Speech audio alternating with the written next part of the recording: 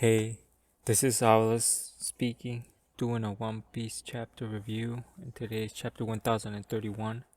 And the color spread today is the First Division Commanders, and we see Rayleigh, Benbekma, King, Katakuri, Killer, Marco, Beppo. I guess Beppo is the First Division Commander of Laws. Sidiou, so now it's confirmed that Sidiou Lorraine is the First Division, and Sabo. I thought there was someone above Sabo. I thought he was the second division commander. I'm a little confused here. Why is he here? Or maybe I was mistaken. Or maybe he moved up a rank because he had the devil fruit. Could be one of those. And we see Zoro. And Zoro seems to. Well, how would I say? Zoro's entering the other. This could be foreshadowing to saying Zoro is going to dwarf these guys. Well, he's going to eventually surpass all of them. Well, he's supposed to. Same thing with Luffy. So we'll see where that goes. And we start off right where we left off with the battle. Big Mom, they're exhausted, all wondering the wreckage of the battle. And I guess we get the name of the fruit, Magnet fruit. And Law is asking for how long he can assign this. And Kid states that he doesn't want to reveal his secrets. And that's where we see beams popping out. And Big Mom emerges. Big Mom does a life or Oshiruko or life or steal. And she steals the life force of the peasants here, of the fodder.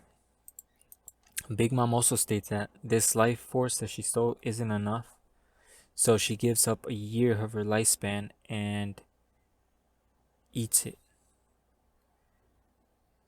And Big Mom, as a result of this happening, Big Mom becomes Big Mom grows in size. And our eyes start like almost like they're on fire, illuminating. Napoleon grows in size too. Hera and Prometheus also grow in size. And Big Mom states that it's been decades she's felt pain like this. And for now, she fully acknowledges Kid and Law as opponents. And she does say that Luffy wants her throne. And now so I guess she acknowledged Luffy but didn't acknowledge them. So, and she's pretty much saying, let's see if you have what it takes to be the emperors of the sea. Law states something pretty interesting here. I have to beat a monster like this to learn history. So Law is full bent on learning the history of the will of D, and I'm curious to see what he will do with it if he does learn it. And Kid states that use every ounce of strength, don't hold anything back. Take down Big Mom even if it kills us. And this to me is very ironic because in the previous chapter they stated that once they use Awakening, they're pretty much tapped out. So this to me means they're probably only going to be able to use Awakening one more time and that's it. They can't spam it like, how do you say, Don Flamingo. Don Flamingo could spam his Awakening like there was no tomorrow. But then again, he seemed to have a superior knowledge of Devil Fruits altogether, so that was that. So the real fight begins between Big Mom, Kid, and Law. We'll see where that goes. And then the battle starts, fighters start fighting, and we see Yamato. Yamato ignores it, just does a loop. And then we see with Drake and Apu, and Drake declines Apu's offer. And Drake says something very interesting here. I have my obligation to the Straw Hat demands that they put an end to you right here. So he's taking the alliance with the Straw Hats very seriously. Very seriously. He won't double cross him, period. So that's kudos for Drake. I guess that's plus points for Drake. And that's where Yamato comes into play. Yamato just crashes in there. And Apu tries to sweet talk her and tries to, like, how do you say? Tries to befriend her, but she's like, "Oh no, I cut ties. I'm no longer." But then she thinks Drake is also on Kaido's side. Then she clashes with him. Pretty much, Drake is being overwhelmed by Yamato, and he's like, "No, oh, I've also cut ties with Kaido's." Oh, then Yamato's like, "Oh really? Sorry, Drake. I'm in a hurry." And she pretty much stays in danger. And one of the numbers actually follows her, which we'll see where that leads. So this guy, the Fuga, follows her. And Apu is still adamant because Apu is trying to find an escape route. Whichever one it is, he's trying to look for an escape. And we get that all so powerful side action from Yamato. And that's why a lot of people like her. And the other two seem. And the other two seem to not be wanting to obey Apu. So Apu is pretty much on his own because the other ones are just looking at like,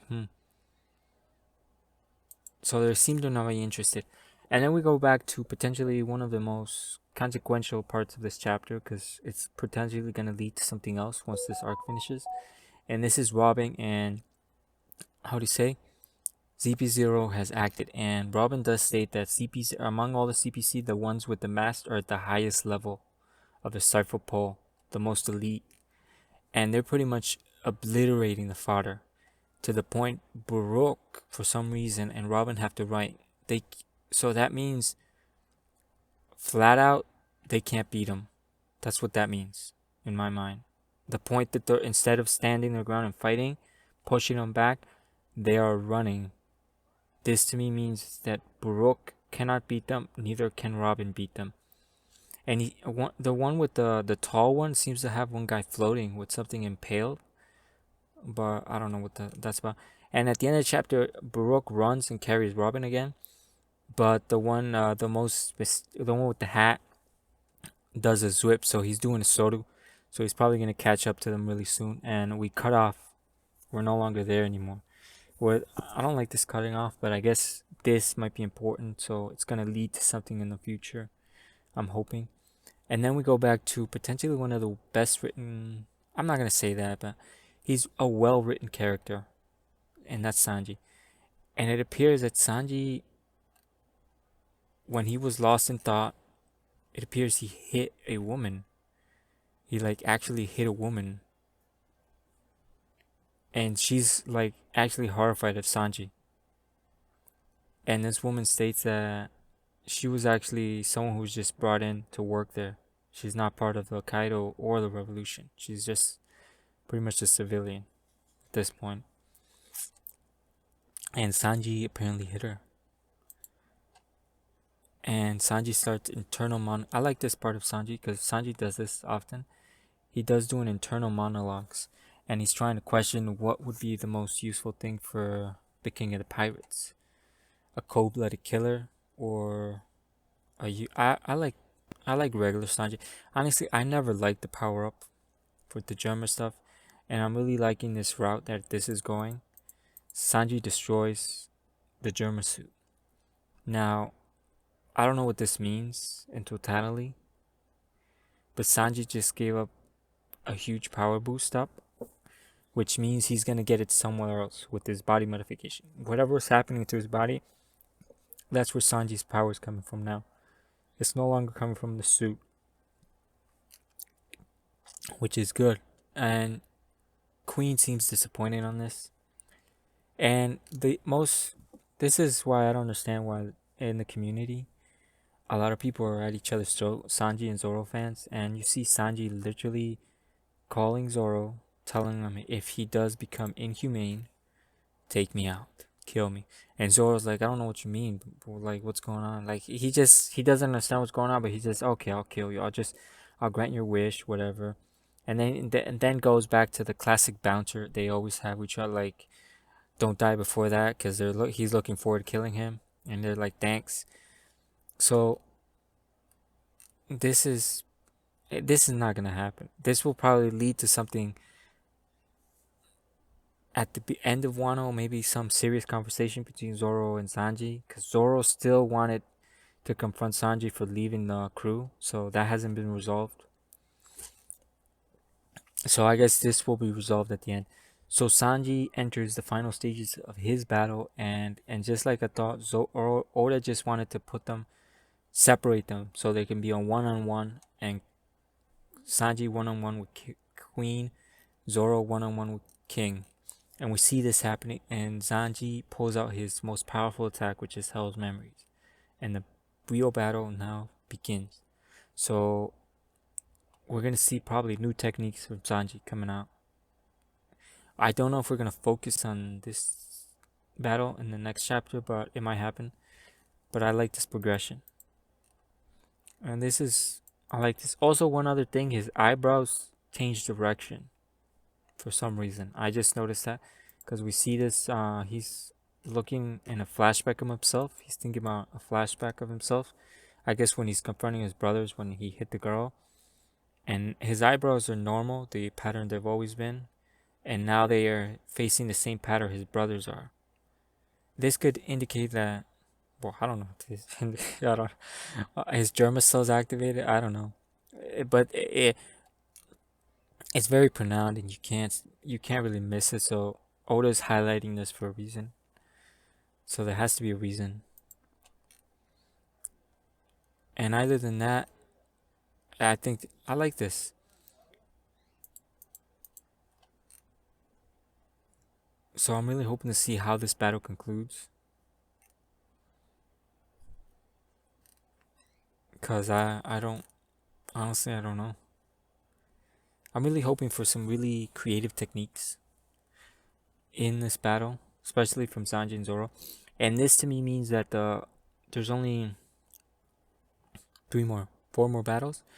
We have Drake and Apu, which will probably be next chapter. That'll conclude.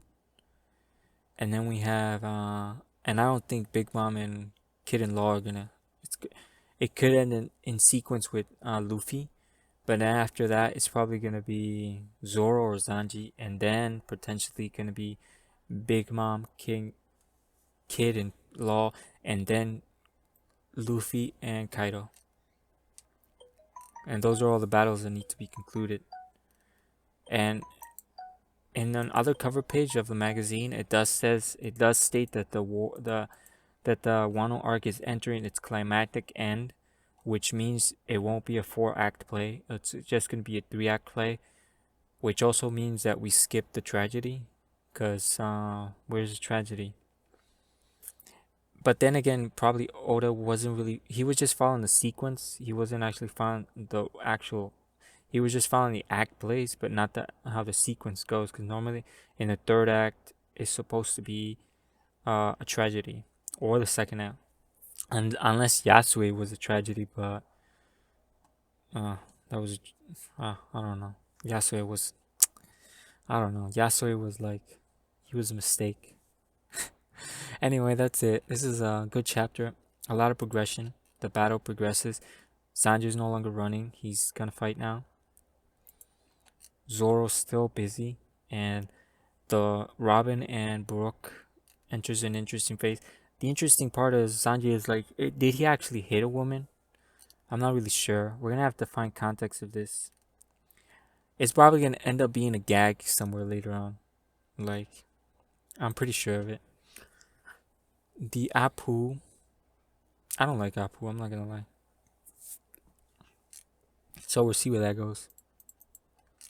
And Big Mom, honestly, I would like to see her be defeated, but I don't know if it's gonna happen. But then again, we'll see what happens. Oda could surprise us.